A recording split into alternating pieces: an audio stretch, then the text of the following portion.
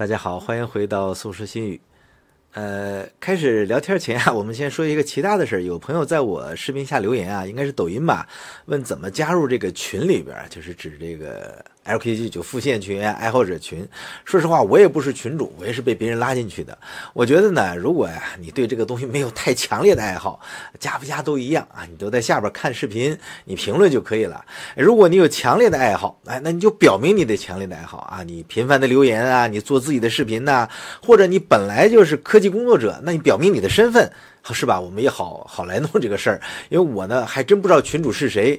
那现在呢，这个主要的群有几个啊，一个是微信群啊，实验者联盟啊，包括这个抖音群啊，牛建渣呢抖音群也有2-3个。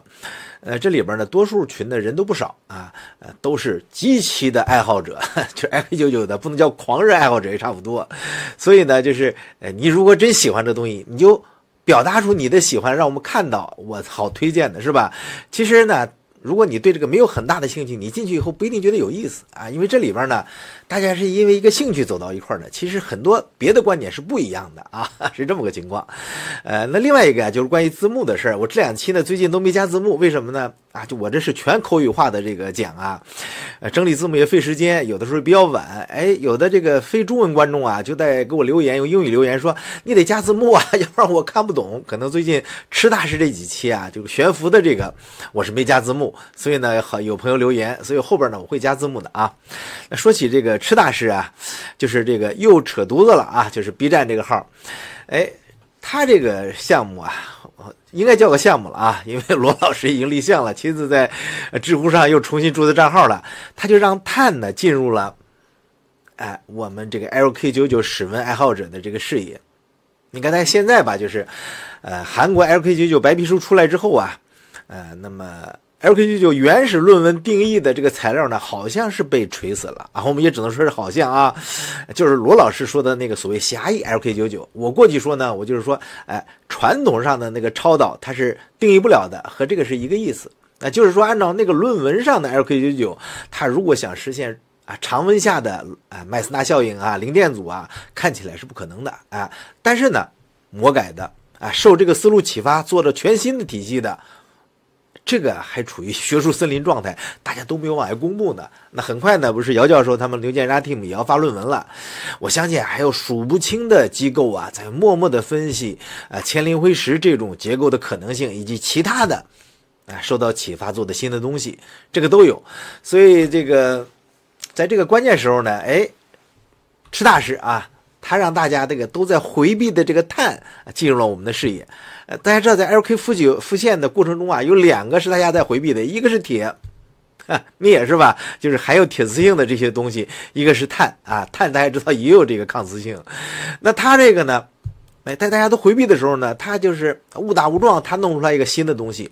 而这个东西啊，最近我也在这些做科研的朋友帮助下也在了解啊，戴博士呢也在给我讲这个东西是怎么回事。现在看起来啊，它和普通的碳的结构确实不一样啊。我在一些开源的数据库里边也找到一些东西发现确实是目前的数据对不上啊，就是起码吃大师他做出来的东西和目前就我在开源数据库里边搜到的这些结构不一样，所以这个就真的很有意思了。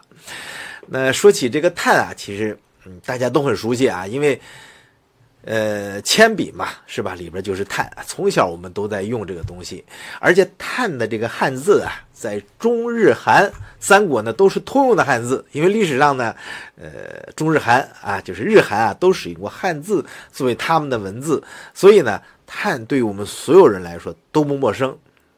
但是呢，这个铅笔我们说它不叫碳笔是吧？它为什么叫铅笔呢？它有没有铅啊？过去是没有铅的啊。要说有铅，可能也就是外边那个漆皮里边那个油漆没准含有微量的铅，这是我想的啊。那铅笔为什么叫铅笔呢？是因为在石墨被发现之前，欧洲人确实用过铅来写字。搞过汉锡的那个朋友，汉锡条知道吧？那个汉丝它其实那是铅锡的合金，那个东西它其实是能写字的，铅它是能再留下印儿的。所以在古希腊和古罗马的时候呢，用铅金属做成那个铅棒成个锥形的，可以在这个东西上留下痕迹。作为画线。那到了14世纪吧，荷兰画家呢也用这种铅棒啊在纸上画画，意大利人呢也用铅和锡的这个混合物做成过铅棒来写字儿。所以呢在后来啊这个出现了这个原始的铅笔之后呢，在15世纪吧，德国呢就是他们就把这个东西呢就叫成了这个铅笔啊。就德国最早的时候，它是实际上是铅和其他混合物制成的笔，附上一个木的这个手柄，它就叫成铅笔了。后来有了到英国有了真正的铅笔，就这么回事。那他要真有铅的话就麻烦了。想想谁小时候没咬过铅笔头啊，对吧？如果那么是铅做的东西，你天天在嘴里咬着，哎呦，如果你这个5、6岁、7、8岁就重金属超标，你活不到现在。好吧，我们讲这个铅笔的历史啊，其实就是跟石墨有关。我们看看石墨的发现啊，实际上几百年前啊，铅笔也是新技术啊，对吧？我们来看看它的产业化过程，它是如何进入我们生活的，后来又怎么样了？也能给我们现在所谓的史文超导啊带来一点帮助大家呀摆脱你当韭菜的风险，保持好奇心，对科学有兴趣，不等于我们要当韭菜，对吧？铅笔，特别是中华的牌的2B 铅笔，对所有人都不陌生。虽然现在有了自动铅，但是铅笔啊依然是离不开的啊。这就是在英国啊叫波罗代尔这个地区啊，它的这个实际上最早啊发现铅的这个地方。那么铅笔里边石墨呀，它实际上不是纯的石墨啊，它是有添加成分的。比如我们说的最多的这个2B 是吧？那最多的这个2B 的铅笔呢，实际上它就不是纯碳啊，它有什么呢？它大概碳元素能占到80%到95%吧，剩下的呢就是粘土。你没听错，就是粘土。你可以理解成胶泥啊，那么那当然了，它的硬度呢就是主要呢是硅酸盐成分在里调节的。这个粘土插入啊，它可以增强石墨的这个结构性，提高强度。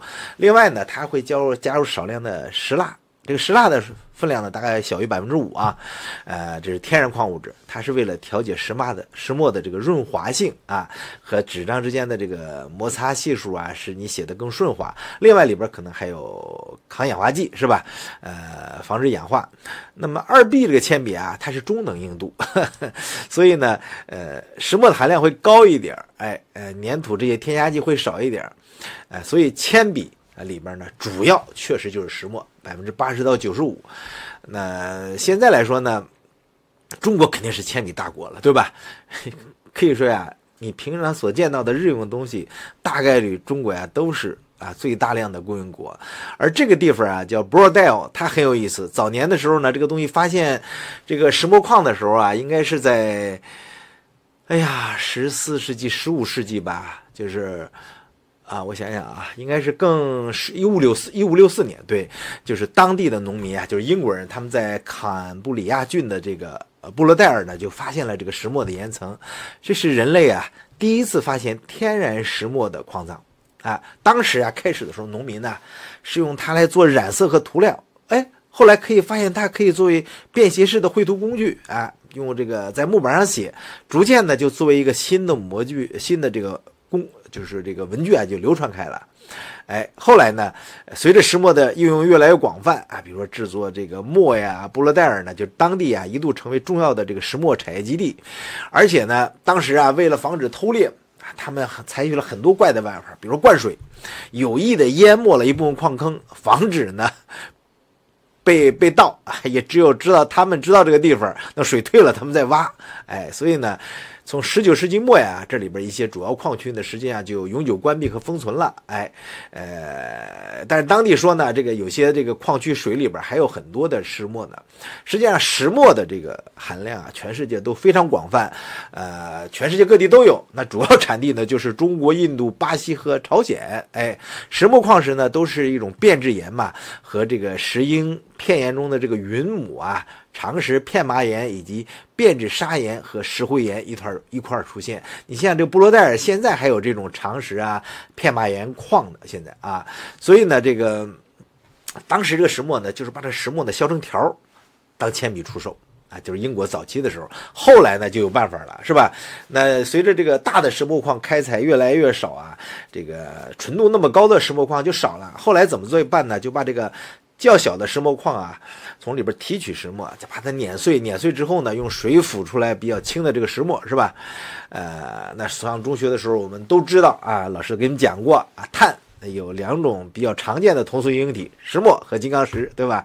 石墨呢就是这个片状结构，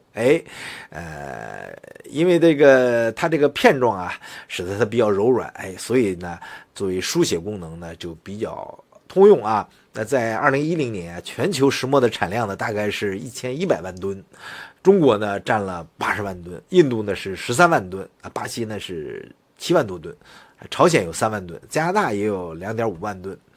那美国呢是没有开采自然石墨的，但是2009年吧，美国生产了11.8万吨的合成石墨啊，所以呢，石墨这个东西在地球上是不缺的。虽然它不缺，虽然它呢随处可见，但是我们得说呀，石墨特别是铅笔的发明啊，对我们近几百年来人类文明的进步啊，是做出相当贡献的。那这个石墨的这个东西的这个技术啊，也是很好玩的。大家都削过铅笔是吧？在我们那个年代啊，那要是有个好的削铅笔刀啊，就是70、80年代啊，那是很高级的玩具啊。那比现在的 iPhone 可能差点，也差不多啊。你要有个高级的炫笔刀，我印象中后来就有这个带声音的了，我们那时候还没有呢。就是大部分人都是用那个小刀，折叠这个小片刀来削铅笔。那规矩的孩子会削得非常好，削那个铅笔是锥形的、细细的。那不太规矩的、调皮的，或者是不太细心的，你就看削铅笔削出来，有的削得特别长，有的特别短，有的是满手都是黑。其实从削铅笔啊，就能看到你小时候这个孩子的性格啊。我不是说削得不好，这性格就不好啊，它能反映出你的一部分性格来啊。铅笔制造的工艺啊，我们看一下，有一些图也很好玩的啊。这是一个铅笔制造工艺的视频，但我觉得它可能会有版权的问题啊，所以我就不多放了啊，就简单看看。那么这里边呢，我找了几张图片给大家放放。那首先呢，肯定就是木材嘛，对吧？首先就是木材，准备方木啊，这是一种生产方法。第二呢，工艺呢就是爆槽，切割。第三个工艺呢就是往里插入笔芯儿。这个槽子里边是放笔芯的啊，那当然它现在这个红色的这个是比较粗的那个彩色铅笔的笔芯啊，那么把这个笔芯插进去之后呢，再盖上一层、2层，看到了吧？2层板之间加一个笔芯，然后涂胶粘上，它不是钻孔的啊，可能早期的时候有过钻孔的，现在的工艺不是钻孔的。2块木板各有一个半圆，把它合起来，把笔芯夹到里边。你仔细看看，它实际上是有这个粘的印儿的。那下一步呢？粘好之后呢，就堆垛，然后呢，进入机器里边切割，一个专用的这个一个切割的床。首先呢，这个床呢是一体成型的，它先把这个刚才的这个木条啊，它切成方条，然后呢，直接用滚刀滚成这个圆的这个形状啊，同时抛光。然后呢，这干嘛呢？上色的，油漆上色的。那现在这个油漆啊，肯定是健康的不含铅的油漆了啊，因为在我小时候的油漆里边确实还有铅的。那再往下呢，就是质检，肉眼检查缺陷是吧？那再往后呢，就是这个东西大家知道干嘛的吗？猜一猜，5秒钟，猜干嘛的？3、4、5。我估计有的朋友猜出来了，没错，橡皮头铅笔，这是涂胶的，给那个橡皮头一头啊削掉一块，直径让它小一点，然后涂上胶，涂上胶之后呢，看到了吧？把那个橡皮头铅笔那个铅笔那个铁的东西箍上去，然后呢，用这个压紧的工艺压一下，扎几个孔，这有点像，是不是像测电阻的那个4针法测电阻啊？不是测电阻的朋友啊，你要一看这个，哟，这不是测电阻吗？朋友，你 LK99 迷进去了，你魔障了，这是造铅笔的啊。那下一步呢，就是开始这个包装啊，各方面的这个其他的工作了啊。这是铅笔的一个制造的流程，是不是很好玩？所以那个铅笔啊，现在呢种类又非常多了，有五花八门的铅笔是吧？都有。那么铅笔的发明啊，它的历史呢也是很有意思的。我们看一下啊，这有一个铅笔的历史的一个视频，给大家看一下。那铅笔的这个发明啊，最早的时候呢，我们说古罗马呀，什么用木炭啊，用铅啊来写啊，那都是铅笔的雏形了。那到了16世纪中叶啊，就开始用这个石墨啊，就是弄个木头外壳，在英国出现了最早期的这个铅笔啊，就我们说的把这个条外边包个东西，最早包布，后来又包木头，是吧？那后来呢，在这个法国呀，1795年吧，法国人呢就发明了这个混合天然粘土的这种低硬度的这个石墨芯儿。这就是现代铅笔的这个雏形了，是吧？它不是天然石墨了，它能混合起来，这是一个转折点。那到19世纪的40年代啊，就现代机械批量生产，就德国啊就开始弄了。那么这个人啊，他是一个关键人物，他叫弗里德里希施泰特勒啊。这个人呢是应该说是在铅笔发展过程中呢起过比较大的作用的。现在这个企业还在。还是知名的这个铅笔品牌，就这个品牌，看了吧？它的标志呢也一直在演化啊，这是它不同时期的这个商标。那么这是创始人啊，他叫弗里德里希施泰德勒啊。那么他呢，是一名这个杂货商啊。他呢，在1662年左右开始用自己的这个石墨芯制作这个木盒铅笔。他就在这个纽伦堡成立了这么一个作坊。那么到现在为止，纽伦堡市中依然有这个企业，并且呢，这不是100年企业了。大家想想，从16几年到现在，这是个什么概念啊？还保留了它一些这个做铅笔的一些这个一些算古迹吧。这是铅一代，下边这个彩色铅笔呢是他的孙子，叫约翰塞巴斯蒂安施泰德勒这是他的儿子是他的儿子我说错了，应该是。是他的，不是，是他的后代了，不是他孙子，因为已经到了1800年了这个人呢，他就这个家族呢，铅笔企业是千几代了，千代了，是吧？他继续发扬光大，把这个企业越做越大并且呢，一直到现在，大家看到了吧？现在这个企业还在德国。大家想想，德国经历过什么？1战、2战，是吧？那这家铅笔企业到现在还依然幸存，这真是一个让人感叹的这么一个故事那实际上在铅笔的发展过程中法国人叫Nicolas Jacques 孔蒂呢，就刚才说的那个混合粘土那个呢，他也做出重要贡献。大家知道他就发明了现代铅笔的雏形嘛。刚才这个德国呢是他们是更早期的工艺。那实际上对于这个铅笔硬度的分类，就是这个孔蒂这个法国人他定义的我印象中就是他定义的那后来呢就是包括这个施泰德勒让它产业化机械制造更厉害那直到这个后来呢，就是美国人呢也有了生产线整体自动的这种拉丝的办法制造铅笔，就是把这个铅笔的生产线的产量是大大提高了。那但现在为止可能全世界铅笔出口量和铅笔设备出口量都是中国所以这个作为一个传统设备、传统技术中国大陆在这方面还是比较有优势的。那它也是一个应该说一个中低端的设备了。实际上高档铅笔中国在世界这个占有量并不太大，但是中华铅笔出口量还是很多的，在欧美市场上也占有率很高这是铅笔过去的一些历史。那现在呢，这个依然大家离不开铅笔。那过去的铅笔呢是没有铅，现在的铅笔也不会有铅，但是呢铅不是铅就是碳石墨终于和铅联系起来了，就是我们前面说的这个我们说池大师他自己误打误撞干出来的这个悬浮的东西，是吧？那这个玩意儿呢，它可能还真的就是和铅有关系，就这种晶格里边它到底是什么现在还不确定，是吧？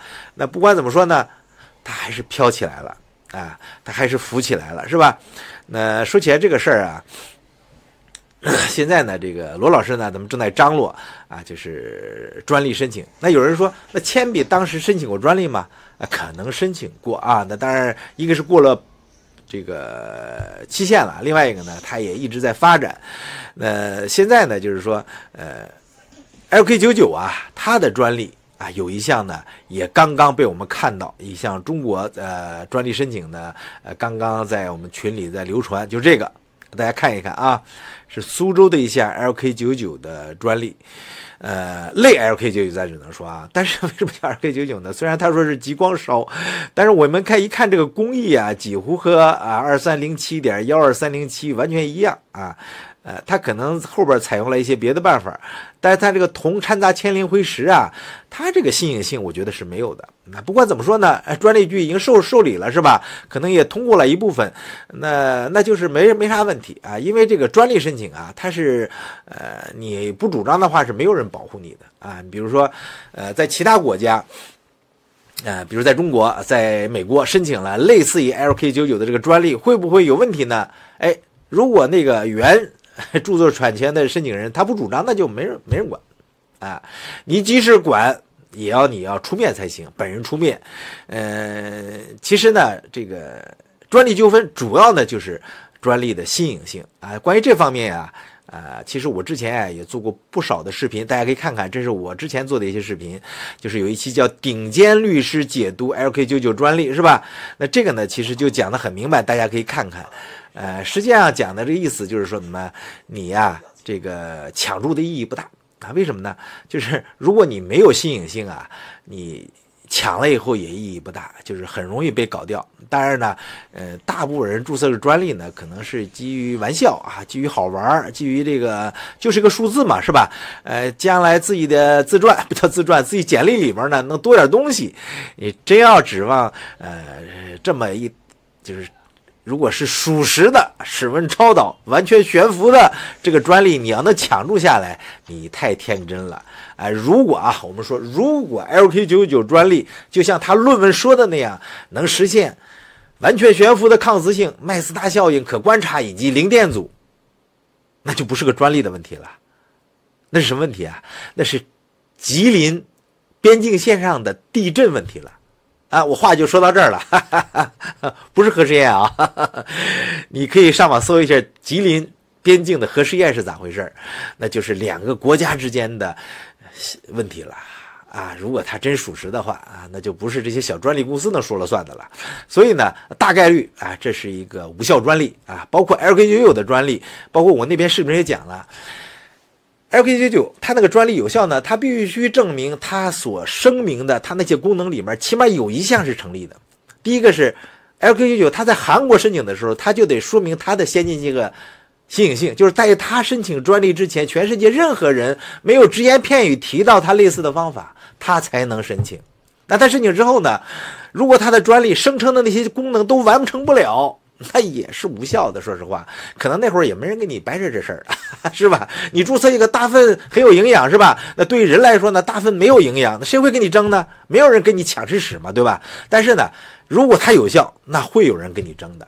所以现在这个情况呢，就是我们前面说的狭义的 LK99 专利，或者最早那个论文里边讲的，如果只照这个方法，全世界的科学家都发现了你论文里说的这个东西是实现不了室温下的全悬浮和麦斯大效应的，那这个如果它的专利是仅仅这点内容，那就是没多大意思。但是 LK99 专利啊，实际上比它论文内容要多很多，所以这里面呢，如果最后它真有价值，那会有 argue 的，那会有人来打着官司的。毕竟呢，有两方面啊，一个是呢，你先注册的，如果铜掺杂铅磷灰石专利了，你对中国后续的注册这个专利的人就有相当影响。你就设立了一个，你就圈了一块地，大概意思是吧？你比如说你合成这种材料，你把你的方式就圈出来了，别人就不能这么圈了，那你就影响了后边的人。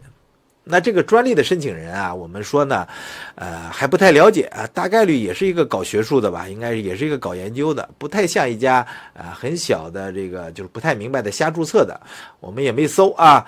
那么这个人呢，他注册这个专利也不知道他基于什么目的，有公司有什么的，但是我觉得大概率意思不大，意思不大。为啥呢？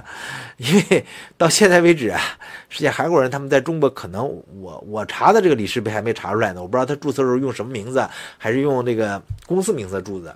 所以现在我们还要看一看，你只要绕过了它这个磷灰石，铜掺杂磷灰石的这个论文里边的一些基本方法啊，就可以申请。包括之前说的那个极光的、烧纳米的，这个也好像是极光相关的，这不都通过了啊？通过了以后呢，我个人觉得意义不大，意义不大。当然这个再看吧。但是啊，我们说池大师的这个专利啊，就是正在这个应该是罗老师和龚总他们正在申请的这个专利啊，我觉得还是有效果的。它毕竟很有可能是一种新材料，也可能是一种新的热解石墨的办法。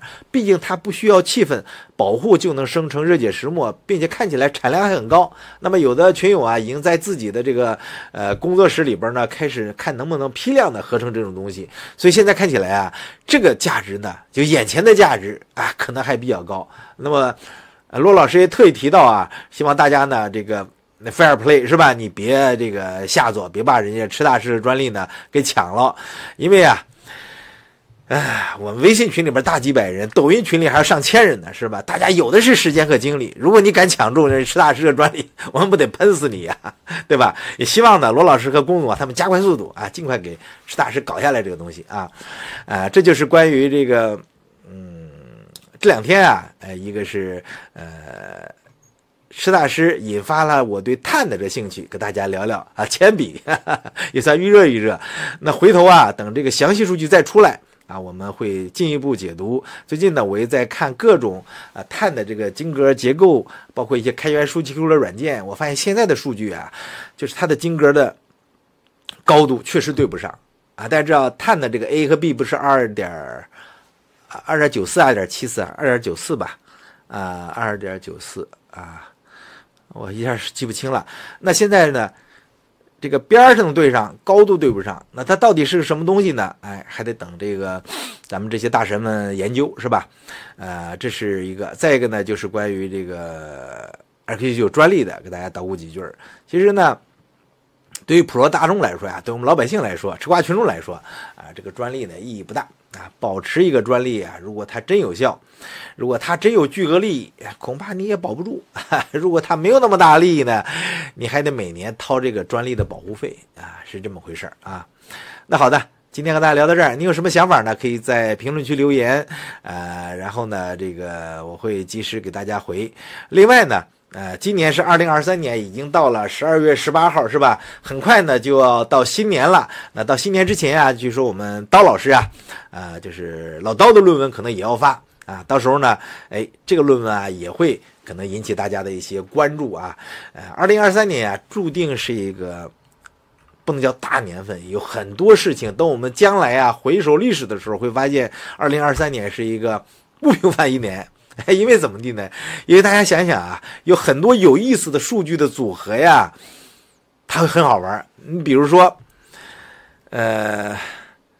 应该是